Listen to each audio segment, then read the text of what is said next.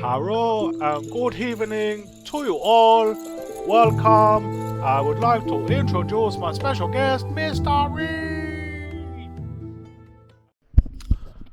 Thank you for the introduction, Nick Nack. Good evening, everybody. So, first of all, I just wanted to say a bit of a thank you to quite a few of you people. Lots of people have been in touch and given their input. I've seen a couple of people as well, and it's nice to see people and help people out, etc. So if anybody does need any help with wallets, exchanges, methodology to send tokens, all of that jazz, let me know. Please be aware, none of this is financial advice. I'm not a financial advisor. I'm not really a crypto advisor. I'm just explaining some of the things that I see in the charts. In terms of XRP, and I see patterns repeating, and I'm just sharing that info with you. And it's a good point now to quickly talk about this solar eclipse, which is on the 20th of April 2023. This is a significant date. Normally the markets react in a good way to solar eclipses, and pay attention to this date.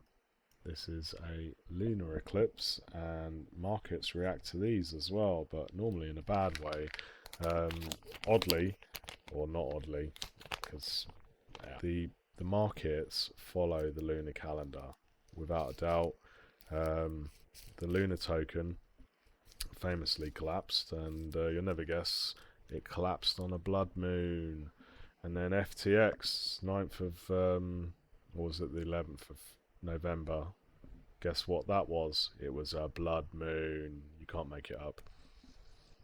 The markets definitely follow the lunar calendar. Anyway, not financial advice. If you do anything that I say, you'll probably get financially destroyed to plagiarize someone who's a much bigger, better crypto influencer than I'll ever be. You should go and watch his videos. Actually, Crypto Hulk. He's dropping bombs.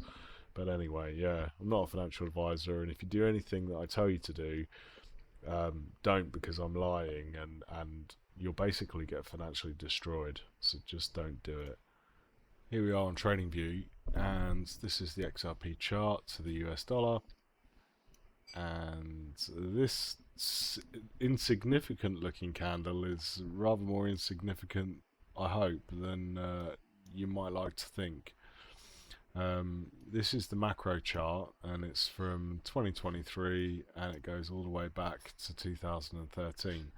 And I've put some drawings on the chart. It's about to get quite busy, but I want to look at the previous cycle to see what we can garner from it, to see if any of that may apply to this existing cycle or the current cycle that we're in. And it is remarkably similar. So I've put loads of drawings on this chart, and this here, from there to there, is where I'm speculating that we actually are currently, if these charts are very similar. You'll notice that this is a descending triangle, and I can tell you that from the previous all-time high to the breakout date, it was about 1400. Hang on, so let's just check that's correct. Nope, sorry, it was 1204 days. So all-time high to the start of the breakout was 1204 days. Currently, I believe that we're more like we're at a much larger time frame.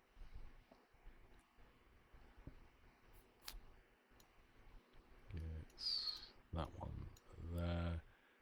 It's not that much larger. It's 1902 days, so it's an extra 700 days. So it's somewhat larger. Still, though, that was a large time frame from last all-time high to breakout. When there's drawings on the chart, it's easier to sort of spot things. So what can we see when we look at this chart? I find this quite interesting. Fundamentally, XRP made three moves. So the low of 0.3 all the way up to $3.31 and 7 cents. It carried that move out in. I swear I drew it on the chart. It's so busy I can't even see myself. It carried out the move from the start of the breakout to the final end. It took 208 days, and on the calendar that was oddly from the 23rd of March, and it finished on the 4th of January over here. And there was three key things that happened, let's say. So let's get into that a little bit more closely. So the first significant move after the breakout was that it literally broke all-time high, and it did it in a matter of days. It was 10 days. 10 days to break the all-time high, and it only broke it by 13%. Then there was quite a significant pullback. So it went from 0.8% back down to 2.7%. Then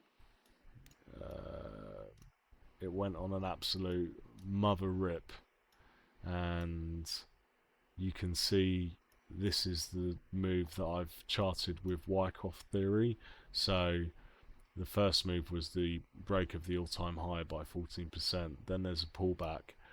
Then it goes into price discovery, pulls back, forms the bottom of what's going to be a bull flag, and then completes the move and forms the top end of the bull flag. And it goes up to 39.5 cents, and that move was 13,200%. So, and it had completed the first and the second move to all-time highs in a very short space of time. You're looking at 10 days there and 45 days there to the all-time high. The price increase from the low to the high was 13,000%. So if you'd bought like 0.3 of a penny and you sold it at 39 cents, that was a 13,000% increase. Then the token consolidated, and it formed this bull flag, which is a different pattern to a descending triangle. That is more of a descending triangle because the price is trending down, whereas a bull flag, it's got this flagpole for a start, and it forms more of a isosceles. Is that an isosceles triangle? Yeah, it forms more of an isosceles triangle. So it literally looks like a flag. Maybe it's not an isosceles triangle. You guys can correct me on that one. That pattern went on through until December 4th, actually.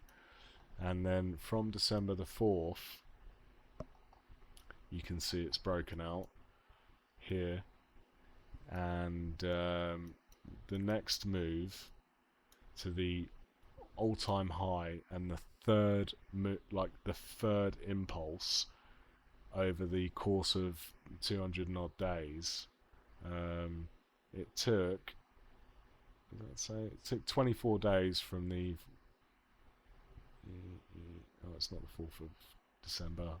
Anyway, it was 24 days.